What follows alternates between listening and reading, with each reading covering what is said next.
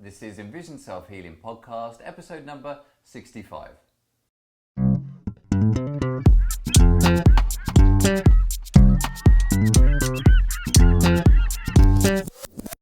Hi, I'm Will Fuller. And I'm Richard Miller. And we're the co-creators of EnvisionSelfHealing.com and are dedicated in helping you improve your eyesight and quality of life by taking healing into your own hands. Now, if you haven't had a chance already, then don't forget to head over to the Envision Self-Healing website where you can get your hands on a free ebook that's going to give you 10 top tips on how you can start improving your eyesight in our modern day world.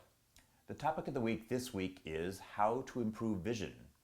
And in the question of the week, we take it from our coaching call, which comes free of charge with the Eye Exercise Express. And in that question, one of our users has experienced some discomfort in doing one of the eye exercises, and they want to know if they should keep going with the exercise anyway. So Richard, how's the world of self-healing been treating you this week? Well, I had a really nice experience. We've had a client back at the School for Self-Healing this last actually a month or so now. And I started going back to the beach, which is sort of back to my roots, where I started doing eye exercises right after that client. You were born on the beach. I was born on the beach. A beach baby in California, that sounds right. So I'm a beach bum I'm an eye exercise doing beach bum, I guess. Okay. And I was going down could mean anything in San Francisco. That's right. So I took to spending an hour just going down the beach, throwing the ball in the air, where you and I both cut our eye exercise teeth, shall we say. And with the eye obstruction glasses on. And it was amazingly good. Nice. I got a huge boost of clarity. Lovely. And the longer I was doing it, it seemed like the better the boost in clarity is. And it's not everyone gets that boost of clarity from doing the eye obstruction exercise. Yeah. But for me, it really helps. And it was staying a good, 20 minutes. It was the same vision for about 20 minutes. And then my normal dominant eye started kicking in. Right. Yeah, and it dissipated a bit.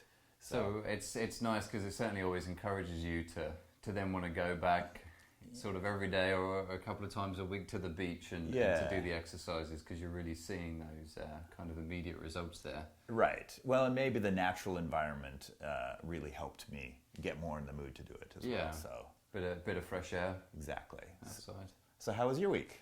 Good. Last week I talked about being a little bit under the weather, probably because of the weather change here in San Francisco as the fog starts to roll in. And I talked about how what I was going to do was increase my juicing, to try and juice my way out of it. And I did indeed do that, and you could probably tell by the gleaming smile on my face. Your voice sounds better too, actually. Yeah. Then the juicing obviously worked, and I do feel a lot better. But what's interesting is that I've actually stuck with the increased juicing, even though I'm feeling better. And I've noticed that even though I feel fine now, it does give me a bit of a pick-me-up in the afternoons. Something that when I've been juicing previously, I've been focusing on juicing in the morning for vision reasons to help improve my eyesight. And one thing I hadn't really been doing was making the effort to do another juice in the afternoon or in the evening. So I've been making a real effort to do that, and I've certainly noticed a difference. Oh, good. Yeah. Feel a lot fresher in the evenings, not as kind of fatigued and tired.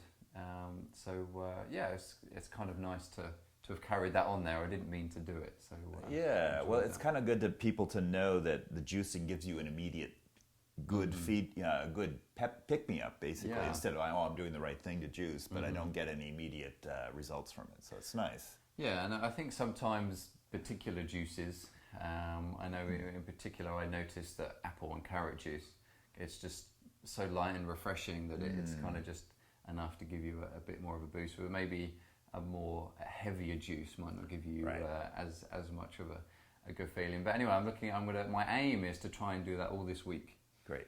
To do juice in the morning and in the afternoon and see if I can keep that up. Sounds good. All right, great. Well, I think it's a good time to move on to topic of the week.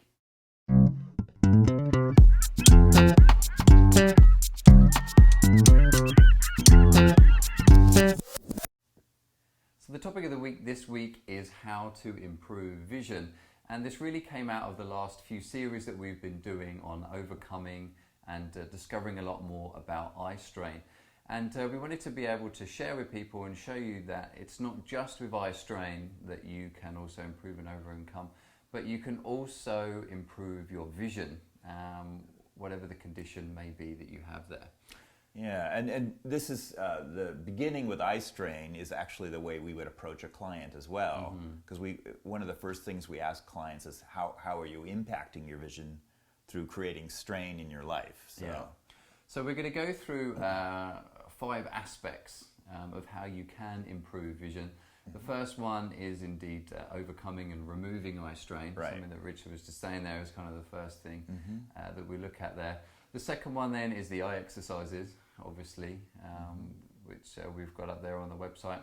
And then we've also got your lifestyle, how that can improve your vision, nutrition and good blood flow. So the first one then is removing eye strain. Do you want to talk a little bit about that, Richard? Yeah, I guess in general we want you to, when you start to try and improve your eyesight or your vision, you are basically working from a bit of a deficit. Almost everybody is, and we're trying to get you, back to zero, essentially, back to almost neutral. Yeah. And that involves a lot of palming, sunning, relaxing exercises. And again, when we deal with clients, we tend to give them these relaxing exercises first. Generally because people are coming from a deficit. They're starting from below zero, essentially, and trying to work their way back up. Yeah, and we don't want to go into this too much detail. If you missed the previous podcast on Eyestrain, and then I think 61 through to 64, we discuss it in quite a lot of detail there. We really wanted to get that information out into the general public. But in general, just what Richard was saying there is how you're kind of using your eyes. None of us are really taught how to use our eyes properly in a way that's going to keep them healthy and strong. So when a lot of people come to us, or when they first come to vision improvement, the first thing they need to do is start from that base level, remove the eye strain that they're experienced, either from their condition or from maybe their lifestyle. Yeah, because otherwise, in some ways, if they start taking on the eye exercises, which is our next step, they can sometimes, if they've got so much strain, they've got to almost strain it more. So, yeah. And certainly as part of self-healing, we all know the body can heal itself. When you cut yourself, then the body heals itself. If it doesn't, then very few of us would be there. Yeah. And kind of what the eye exercises and everything is doing is assisting you to get there. Now you could imagine that if you've cut yourself and the skin is trying to heal and you keep picking at that scab, then it's going to be more difficult. And it's kind of the same with eye strain. If you are trying to heal the eyes, but you've got this strain there and it's overworked, then you're making it more difficult for it to then enjoy and work on that healing process itself. Right.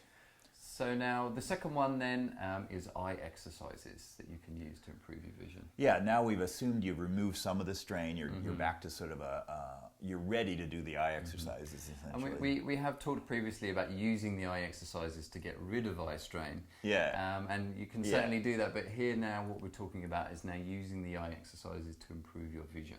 Right, and maybe, again, dealing with a client, maybe we'd give them the more relaxing exercises first as to remove the strain. Now we're going to start giving them exercises that are aiming to more improve vision beyond that. So that's where you're developing an eye exercise program, a set of eye exercises that address your particular condition. In general, we want to create overall visual health with the eye exercises, but each individual condition does have a slant to it. So like myopia, you might do more distance looking. Astigmatism, we have an astigmatism exercise. Presbyopia has specific exercises. So that's the second step, is developing that set or that program, the set of exercises that's slanted towards your particular condition. Yeah, the way we look at eye exercises is that you're using them to exercise and strengthen particular aspects of your visual system. Be it the eye, the brain, whatever part of the eye or the brain that you're trying to work with, so that you can then strengthen it, and then of course you improve your vision that way, just like how you could strengthen any other part of the body. So depending on what your condition is and depending on what you're trying to strengthen, then is going to depend on which eye exercises you're going to be focusing on. Now of course you could do a general array of eye exercises, and what we talked about in one of our podcasts about vision yoga.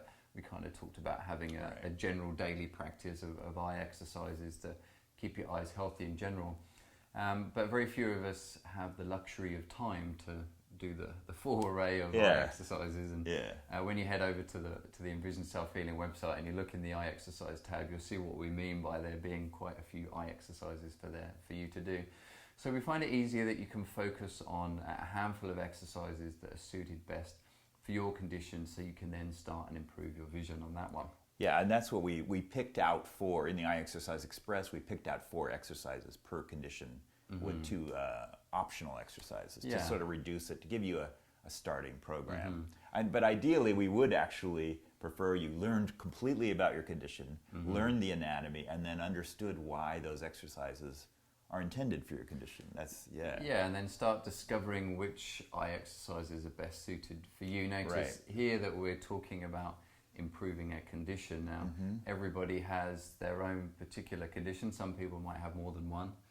And everybody's aspect, how their eye is working and what they need to be doing is different. So we do prefer in the long run that you're able to take the time to play with the exercises and find out which ones improve your vision that way. But to kind of get everybody started here, we're trying to show you that just by taking particular exercises that we've already suggested, then you can start improving your vision that way. So now the third one then is lifestyle. Yeah, and lifestyle, it's a bit of an extension of, we talked about the lifestyle impacting your vision in a negative way in the Eyestrain part. Now we're taking it in a positive direction. How can you incorporate good visual habits into your lifestyle so that you're actually encouraging your eyes to function naturally and even improve by functioning naturally in some ways? Like for myopic people, for nearsighted people, we tend to I'm almost not nearsighted anymore. Anyway, I'm almost out of that category anymore. We tend to look at things very close. For those of you that hadn't heard previous, actually, Richard went to the ophthalmologist maybe a few weeks ago. Yeah, a month ago or so. Was it? And they told him, and you used to be minus 5? Almost 5, yeah. Nearly minus 5, and his ophthalmologist told him that he didn't really need to wear glasses. Yeah. He's probably around a -1. Right. So anyway, what I used to be, myopic, I guess I still am, we look close all the time, and that's why we're nearsighted. And so it's natural for us to develop now a positive visual habit or a positive visual lifestyle of looking into the distance more. So that's the kind of changes in your lifestyle that you need to make as part of this. Yeah, you could kind of divide it up into positive visual habits and poor visual habits. And again, we talked a lot about this with Eyestrain because there's obviously so much of it, and we're kind of lucky now that even the ophthalmologists, the American Ophthalmology Association, have jumped on board with this as well, and is now acknowledging that lots of near work does cause eye strain, and kind of poor use of the eye does cause eye strain. So just like what Richard was talking about there with nearsightedness is also a poor use of the eye. So you could have positive visual habits, which is going to help improve your eyesight, but then you've also got poor visual habits that could be keeping your vision in a poor way. So the third aspect of our Learn, Create, Integrate approach that we talk about there on the website that you can see on the homepage there, the third step is integrate, and I guess this is kind of what It is, yeah, we are talking about it from a slightly different angle. I was reminded of a friend of ours who she's corrected her nearsightedness quite a bit, but part of her lifestyle was to go on a walk every morning at an area where she sees out into the distance. Yeah. That's the kind of incorporating good visual habits into that. Yeah, and it's kind of like, I guess, having a healthy lifestyle. Somebody could maybe eat healthy food, but if they're going to sit on the couch and watch television all day, then it doesn't mean that your whole body is fit and healthy because of it. So you're doing the exercises that we talked about previously, but then you're also incorporating that into your daily lifestyle, and it's certainly where a lot of people find it most useful. Yeah. And that's, for us, that's kind of where these longer term benefits start coming in, is when you're able to incorporate that. I guess an example for myself is a couple of weeks ago we had a real few busy weeks there, and I wasn't able to do my peripheral vision exercise that I use for my retinitis pigmentosa.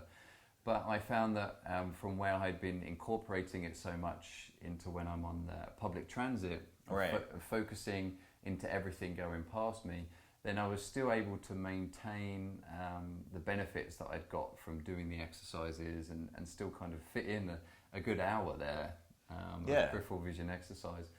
But I wasn't actually taking the time out to do the exercise, sitting in a room, putting on the 3 pieces of paper and actually doing the exercise. Mm-hmm. So if you can incorporate it into your life there and fitting it in as that part of the lifestyle, then that's certainly going to help you improve your vision. Now, what I was talking before about the second aspect, the poor vision habits, and Richard was saying about when you're nearsighted, you also tend to want to look near most of the time. Yeah, or nearsighted people often they tend to look down when they walk because they don't feel like they can see far away.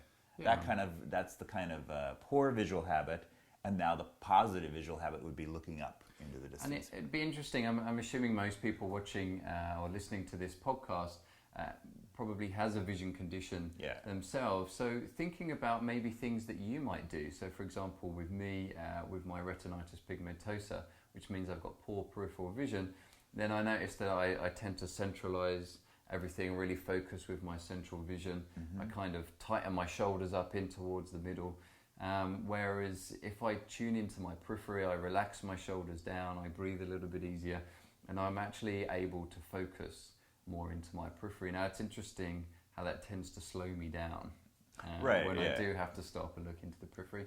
But again, that's a poor visual habit that I've kind of developed through the condition. Well, and maybe the reality is the good lifestyle that goes towards improving vision does slow us down a bit. I was just thinking me going to the beach after session slowed my lifestyle down, but on the other hand, my vision improved. So there is something to be said for that. Yeah. So it'd be interesting, and we do have particular characteristics of certain conditions that you might start noticing about yourself and how you tend to function if you do have that particular condition there, any sort of poor visual habit. So the exercise is a very good way of coming around that. But you could imagine, for example, if somebody is trying to work on their nearsightedness, as somebody that sees poorly in the distance but sees well for near, they might do 30 minutes of distance looking, but then they spend 16 hours a day looking at the computer screen that's only a foot away from them. So that's another example of a poor poor lifestyle, but that's not a great lifestyle. Poor visual lifestyle. Poor visual lifestyle. Yeah. How you're just kind of looking from near, and that's what you're trying to overcome. So hitting both of those by overcoming your poor visual habits and then incorporating new positive visual habits is a great third step there on how you can start improving your vision. Great. So the fourth one then is nutrition, and we've also covered this in quite a bit of detail. And other podcasts, yeah. And this is something that we're not the only ones doing it, but we've taken it on a little bit. In particular, the juicing aspect, getting the nutrition through juicing. And there are certainly lots of information there on what kind of nutrients you need for vision. We're not coming up with any new ones; they're out there. Yeah. But our way of dealing with it would be more juicing, and you're doing some supplementation now too. So yeah. I think if people find that juicing is too much of an effort, a lot of people, I guess if they've not done it before, and we're not necessarily saying that's the only way, but just eating healthy meals and just making sure that you got the ratios right there, and that what you are eating on a regular basis, just what we were talking about there with the eye exercises and the positive visual habits, it's the same with your diet. Bottom line is you are what you eat. And I was just thinking how I think a lot of people coming at the alternative health model wants, again, some super specialized nutrient, right? That's going to fix their vision. Yeah, and actually, that's why you have vision supplements. Exactly, yeah. And actually, when I think about it, if you ate green leafy vegetables, colored vegetables, things that would be generally healthy for you anyway, they are going to help your vision. And then we would say, okay, let's get a boost more of those through juicing. But we're not saying, you have to go find an exotic Tibetan flower or something, to take. Yeah, that's true, actually. Yeah. And again, it's it follows all of our approach, just a very common sense. Yeah. Just eat well, get a healthy, balanced meal so that you get the right nutrients for your eyes, and that kind of maintains a nice, healthy balance. But then if you have a particular condition and you kind of want to take it to the next step, and you really want to start getting those improvements there and improve your vision, again, we're assuming that if you want to improve your vision, that there might be something not quite right in the first place. So you're going to want to be able to take it to the next step. So having that healthy diet, eating all the nice healthy foods that we should be, and then you can juice on top of that to kind of get a boost of nutrients there to help with the eyes. And again, it's the same premise as with the eye exercises, where we're strengthening aspects of the eye. And each nutrient does affect different parts of the eye, but we're not looking for the magic bullet to cure a disease through a particular food or nutrient. We're really just trying to create overall health, and maybe even a bit of a mega health from a super dose of some nutrient. Especially if you have a particular condition or disease, or you're working with the retina, you really need as much help as possible in order to improve your vision. And you could think of it that you're kind of getting it with two ways. From the outside in, you're doing the eye exercises, and then from the inside out, you're getting the nutrients there to really give a nice overall healthy balance of the eyes. And I guess taking that point again about juicing, you could be eating fast food 3 meals a day and have one carrot juice. Doesn't mean that you're really going to get the benefits there. So it's important that you do have a healthy diet, and then kind of really take on that juicing to give you that extra boost to help boost your vision. And you also find it will lift your mood a little bit more and make the exercises easier to actually do when you feel a bit more energized. And one of the biggest complaints we get from people is that they're just too tired to do the exercises by the time they get home from work. So just what I was talking about at the beginning of this program, that kind of fitting in that extra juice there in the afternoon kind of picks me up and gives me a bit more energy to follow through with some of my exercises. Of course, I end up just working on the website. But in theory, I could do all that. So then the fifth and final one then is blood flow. And blood flow is obviously very important to me because I have optic atrophy. At least I maybe I take too much possession of the idea of blood flow. But for me, it directly affects my vision. So for me, I'm worried about, I'm trying to have a good aerobic fitness to create blood flow, but I'm also getting massages to increase blood flow. And even some of the nutrition, in my case, aims towards blood flow. But you're also wanting blood flow as well, so. I think for most cases and most conditions, even body conditions that we work with, increasing blood flow around the body, again, just common sense, the better circulation, then the better you can supply the nutrients around the body, the better you can get the oxygen there. And also something that a lot of people don't think about is actually taking waste away from the eyes, in particular people with, say, macular degeneration, dry macular degeneration, where you've got a build up there behind the eyes. Then by having good circulation, then you're really helping to drain that out. And really for anything like myself with RP, if there's, they don't really know what it is, but anything that can help that transition of taking nutrients in and taking waste away, it just makes sense that the best you could have that functioning, the better. And I think this differentiates a bit from the whole the original Bates movement, is we've added in the body and blood flow as essential to improving vision rather than just a set of exercises. We were really lucky to be working with Mia Schneider, who was a kind of a teacher and also a mentor, and he focuses a lot about the body. He doesn't just do vision conditions, he also works with muscular dystrophy, multiple sclerosis, and all of that work that he's done sort of really helped him understand a lot more the importance of blood flow to the eyes and how body work and massage and all the rest of it can really help there with the vision. So not just doing eye exercises, and again, a lot of people go, what eye exercises can I do? Again, it's that magic bullet. I just want to do one eye exercise and my vision's just go fantastic. And you might have an experience like with Richard on the beach. We're doing the exercise, the obstruction exercise that he noticed improvements. Right, and there are, yeah, you're right. Exercise. Yeah. But what we're really focusing on is long-term benefits here, not just a quick fix. We're about trying to maintain healthy, good vision and for a long period of time, and not just a couple of months until you get bored of your eye exercises, and then in a couple of years' time you come back and go, oh, I wish I'd done those eye exercises all along. So we're trying to think of this more as a lifestyle choice for there, so you can improve your vision. And you can imagine how having good blood flow, just like with so many other things with the body, can then help improve your vision and maintain that good eyesight that you've got there as well. Okay, great. Well, I think it's a good time to move on to question of the week.